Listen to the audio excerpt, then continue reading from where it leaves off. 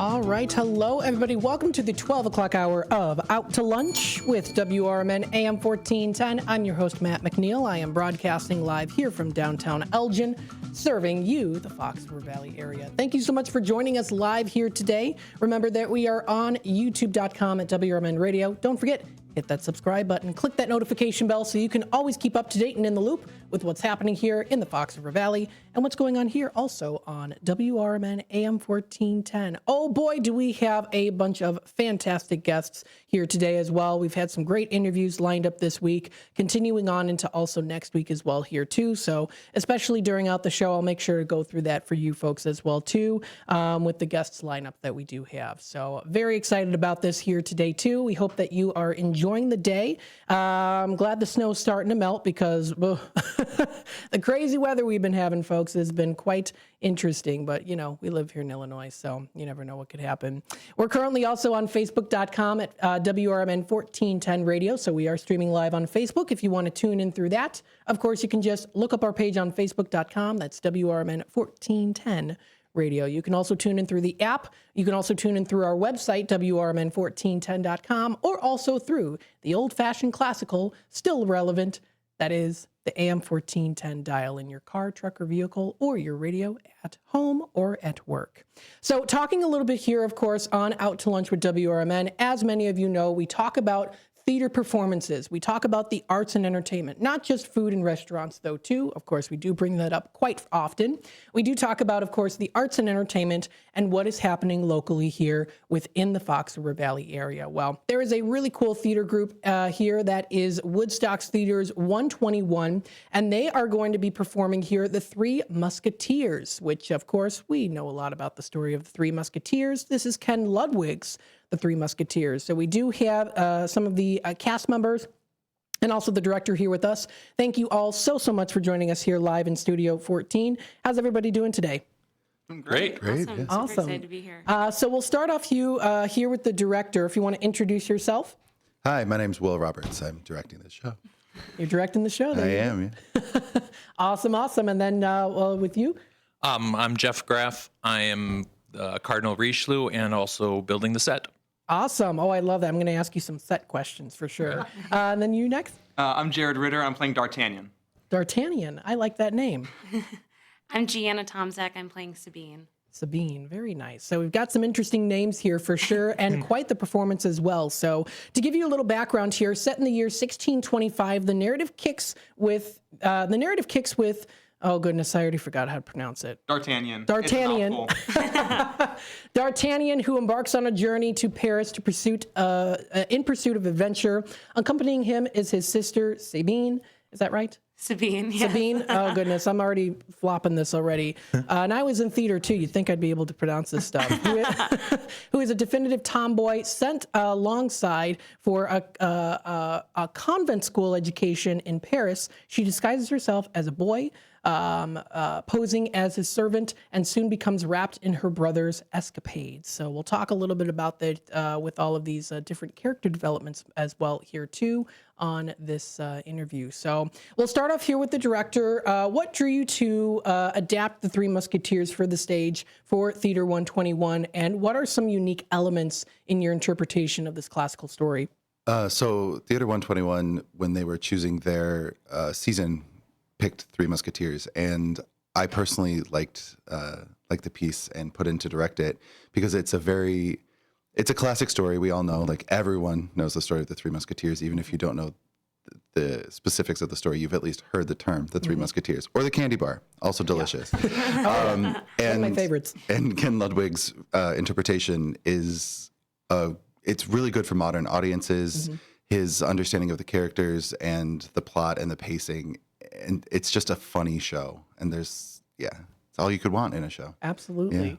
Yeah. Now, the relationship between the two siblings here adds a new dynamic to the traditional story. So how did you approach these siblings' roles?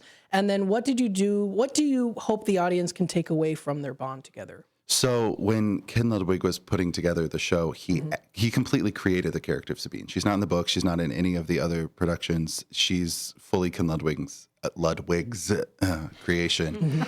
And she's just Oh gosh, she's a really fun foil, sword joke, to D'Artagnan's just classic young hero. She's brash, just as brash, just as adventurous as D'Artagnan, but she gets to have a little bit more freedom, especially when she disguises herself as a boy. So yeah, and she falls for one of the Musketeers. I'm not going to say which one. You're going to have to come see it to find out which one. But it's just another fun level. And it really opens up the story and these characters that people have known since 1844, I think. Yeah, it's been a while. It's been a long time. It's been a hot minute. Yeah, it has. Yeah, so keeps it fresh, keeps it interesting. Very cool. Tell us a little bit on how did you approach creating fresh, memorable interpretations of these classical roles? What's important to you in this performance here for today's audience? Well, I think because it is set in 1625, but it's being played by people who live in 2025, and I can't take credit for the performance. I have one of the most insanely talented casts I've worked with, I think, ever. They make such strong choices. They're such a funny group of people, and especially when they're all in the room together and they're all creating and making choices and mistakes and just getting in there and creating the story together. So it's an honor and a joy to just sort of direct them into shaping the full thing. But honestly, it's mostly all of them, and the audiences, I think, are going to really appreciate and see a piece of themselves in every aspect of the show. Yeah. Very cool. I can tell you guys are all theater people. I am too.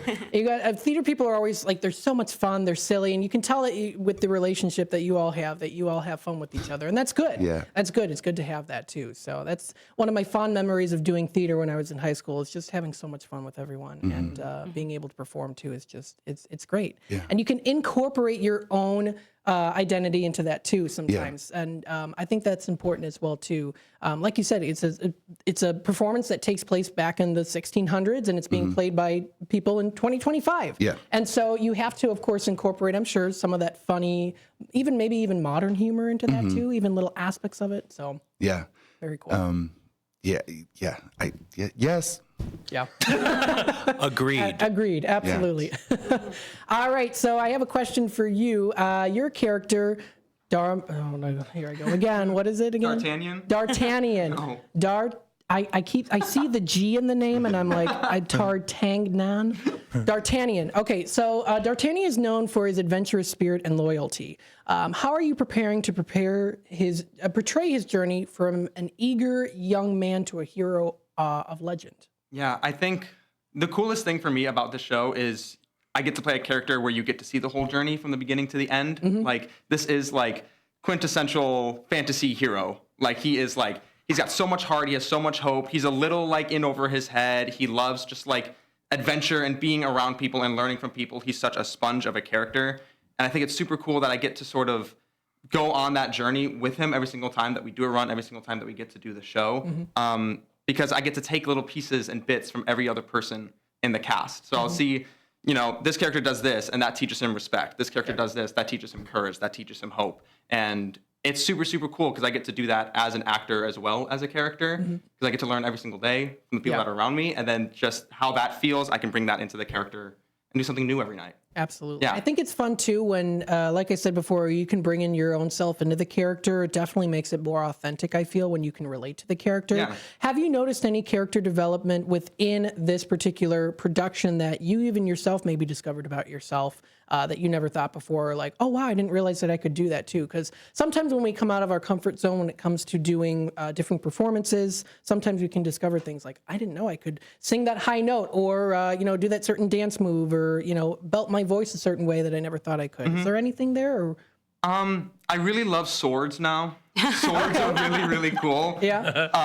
And that's like a new just like fascination of mine, I guess, because there's just so much action. There's so much things happening in this show that I get to like learn about and like research and just like learn to love every single night. And that's just been a really cool thing to get to do. Like, it's a new level of knowledge and input that I haven't gotten a chance to research before. Yeah. And it's really, really cool. There's a bunch of stuff out there. Yeah, it's a fun experience Yeah. to do it. Yeah, absolutely. Now, of course, the Musketeers motto, we all know it, is all for one and one for all. How do you connect with this philosophy, and how does it affect your character's decisions throughout the play, too? Yeah. Without giving out any spoilers. Yeah, obviously. I think for the longest time, I've always thought that a thing is only as good as the sum of all of its parts. Like everything has to sort of come together to create whatever the product is. And I think I've thought that even before I knew the motto of the Musketeers. And that's just sort of strengthened it for me. Like I want to learn from everyone, and I want to be there for everyone, and I want to, help every single person in a room, whether it's in this show or another show or in life or at work or whatever, like come together to create something that's better than it could be. And then I think that just, like we were talking about, using that for a character, how can you relate to a character? That goes into D'Artagnan all the time. Yep. Like I want to be, obviously he's a hero, he's a heroic figure, but like there's so much more of learning about family and learning about, honor and how to help people who need help and, be someone for other people, whether they need it or don't. And I don't know, it's just been super inspiring to like take that with me. And I think what's cool, too, is you can also inspire others who are also sitting there and watching the performance as well, too. They can sit back and say, wow, that was really inspiring. There's maybe an aspect in my life that I never thought that that would kind of touch me in that certain way, too, or, make me feel like, wow, that's very fascinating. I never thought of it that way. So that's the beautiful thing about performances is you can really impact people's lives, too. Even if it's, like a fun comedy, there's ways that you can impact people. Now to your character here, of course, your character is a strong-willed character disguising herself as a boy to accompany her brother. What challenges does this pose for her, and how does it shape her role in the story, again, without sharing any spoilers? Of course. Yeah, I think Sabine starts out as this, like you said, very strong-willed. She comes out and she's there, and there's like no way to ignore or dismiss her. She simply doesn't allow it. And she has this line in the beginning about it being dangerous between here and Paris on Sabine and D'Artagnan's journey. So dressing as a boy is a way to, I think, earn herself this respect and help her with the determination to get there with her brother and to cause a bunch of problems for him. But as Will also mentioned, she does meet some of the Musketeers as this boy persona. His name is Planchette. So it's fun to get to introduce myself first as an ulterior person rather than Sabine and see how they react versus Planchette to Sabine then later on. It's a fun little reveal that they only get to experience because everybody else knows that I'm Sabine. So Would you say as an actress, has it been challenging in certain ways, the fact that you're playing a character who's playing someone different? Like you're having to almost Russian doll it together and say, you're playing a character who is disguising themselves. So you kind of have to integrate all of that together. Has that been kind of a challenge? Have you noticed challenges, or has it been something that's been a kind of a smooth sailing for you? it's interesting because playing a character who is also playing a character, like you said, you have to decide whether the character that you were already playing is also good at playing a character. And I have decided that I don't think Sabine is. Even as dressed as a boy, she is still like, vocal range is all the way up high. She's super pitchy and she's super giggly and still obnoxious. So even as dressed as a boy, I even confused some of the people that we're on stage with because I'm sitting in the background giggling like a little schoolgirl while dressed as a man, like trying to portray determination and honor and bravery. So that's been a fun dynamic. I thought that was interesting when I read about that character is like, you know, because there's different layers to it. And so, you know, you wonder as an actor, how many, you know, how far down can you go into the layers and you know, and maybe incorporate yourself, or maybe you have to learn new things too. I find that kind of fascinating when it comes to that character development too. Would you say that there is, in a way to drive the plot forward, does your relationship with your brother change? Is there kind of a redeeming quality, or is it kind of, I would say every character in some way can have a redeeming quality in some way, even if it's, you know, a flashback or so, that they had a redeeming quality and then no longer. But would you say that that does kind of go into, I guess, the idea of bravery and heroism in the story? Would you say that there's that development there too? Yeah, absolutely. I think right from the bat, D'Artagnan and Sabine have this amazing relationship. I mean, on and off stage, Jared and I are great friends. So getting to also play a set of siblings that are close and genuinely love and care for each other is so much fun. And I think part of Sabine's journey that they don't get to see, but we try to portray, is that she grew up with a mother and a father and an older brother who, even as a girl in the 17th century, supported her and encouraged her to learn how to fight with a sword and train in dagger and hand-to-hand combat. So I think her having those opportunities, even as a young girl, and having men in her life that support her being a strong, independent woman while growing up is kind of it's more so in the background, like if you can see it if you squint, kind of a theme. Yeah. But I think it's so important that it portrays the way that it does, because when she dresses as a boy, theoretically, if the world that they lived in was surrounded with men that were like her father and brother, she theoretically wouldn't have to dress as a boy, but she does. And I think that brings a lot of that feminism and strong, independent women themes also into the show. Yeah, very much so. And then again, that's kind of with that kind of modern telling of it too, and things like that, is you can kind of connect things together. And it's always fascinating when, like you said, you squint and you notice it, little things like that can really make the difference as well too. So thank you for that. And then we'll move on to your character. Your character's name is, again, and I'm sorry, I'm not going to pronounce it. Cardinal Richelieu. Cardinal Richelieu. Yeah. Oh Exactly. gosh. Okay, so you're the bad I'm the guy. cardinal. You're the cardinal. Yeah. You're the bad guy. Is that right? I am, yes. All right. So tell us a little bit about your bad guy character here, your bad side. What's you got going on? He's like he's the devil sitting on the king's shoulder. Okay. And just trying to grab as much power as he possibly can for himself. And he's willing to use murder and trickery and blackmail and any tool at his disposal to get power and to try to rule France in the king's place. Yeah. So now, of course, as your character develops too, is there a certain, without again giving spoilers, of course, is there kind of a little bit of a redeeming quality, or is there something that's more of, there's not a redeeming quality, but the response that the characters have then creates more of a redeeming quality for others, if that makes sense? I don't think the cardinal has a redeeming bone in his body. Okay. And, that makes it more interesting. One of my minions, though, like, there's a little depth there. Like, you understand why she's doing what she's doing and why she's gone down that road. The cardinal just wants to hurt people. Are there comedic elements to your character, though, too? Oh yeah. This is a comedy first, and